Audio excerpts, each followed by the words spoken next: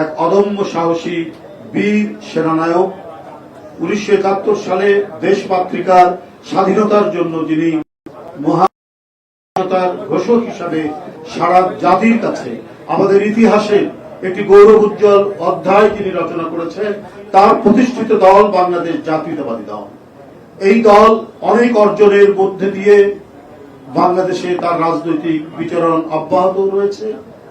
অব্যাহত রেখেছে এবং এই বিচরণ ছিল গৌরবে, এই বিচরণ ছিল সাহসে, এই বিচরণ ছিল অসংখ্য অর্জনের এক ভূষিত পংক্তিমালা দিয়ে তৈরি।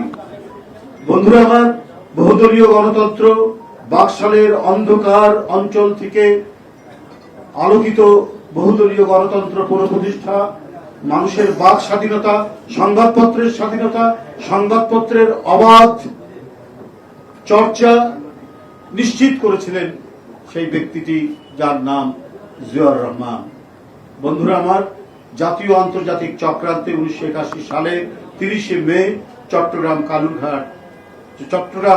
সার্কিট হাউসে তাকে নির্মমভাবে হত্যা করা হয়। তিনি বন্ধুরা আমার, এই অল্প সময়ের মধ্যে মানুষকে দিয়েছিলেন তিনি নিরাপত্তা, মানুষকে দিয়েছিলেন তিনি স্বস্তি এবং তার বেঁচে থাকার নিশ্চয়তা, কিন্তু এটা সহ্য হয়নি চক্রান্তকারীদের, তাই তাকে হত্যা করা হয়।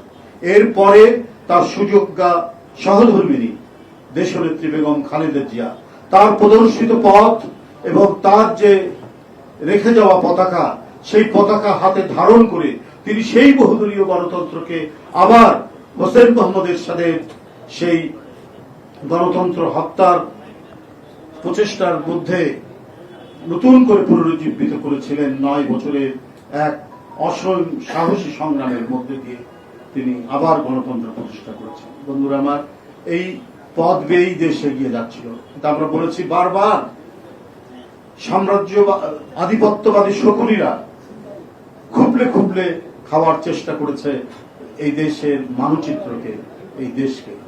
আবারও নানা ষড়যন্ত্রের অন্ধ গলি দিয়ে 16 বছর সেই পতিত 75 সালের ভয়ঙ্কর আওয়ামী ফ্যাসিবাদ বাকশাল নতুন রূপে, নতুন আঙ্গিকে তারা অধিষ্ঠান হয় বাংলাদেশের রাষ্ট্র ক্ষমতায়, এবং তারপরে চলেছে এই দেশ এক দুর্বিষহ দুঃশাসন, গুপ্ত হত্যা, বিরোধী রাজনীতিকে চিরতরে ধ্বংস করা, সংবাদপত্রকে চিরতরে পদদলিত করা এবং মুক্ত পথ এবং মতের রাজনীতিকে নিঃশেষ করার প্রচেষ্টা চালিয়েছে। এরপরে ছাত্র জনতার আন্দোলনের মধ্যে দিয়ে যে আন্দোলনের পটভূমি রচনা করেছিলেন, যে আন্দোলনকে সুসংগঠিত করেছেন, তাদেরই সুযোগ্য জ্যেষ্ঠ পুত্র বিএনপির ভারপ্রাপ্ত চেয়ারম্যান জনাব তারেক রহমান। আমাদের এখনো কাজ শেষ হয়ে যায়নি, গণতন্ত্র এখনো পুনরুদ্ধার হয়নি। আমাদের সেই গণতন্ত্রকে পুনরুদ্ধারের জন্য আরো আমাদেরকে হয়তো বিপদ সংকুল, এবং এই কারণে আমাদের দলের সকল পর্যায়ের নেতাকর্মী এবং জাতীয়তাবাদী শক্তি তারা প্রস্তুত। আমাদের অবাধ সুষ্ঠু নির্বাচন এখনো নিশ্চিত হয়নি। নানা ধরনের আমরা চক্রান্তের কথা শুনি, নানা ধরনের মাস্টার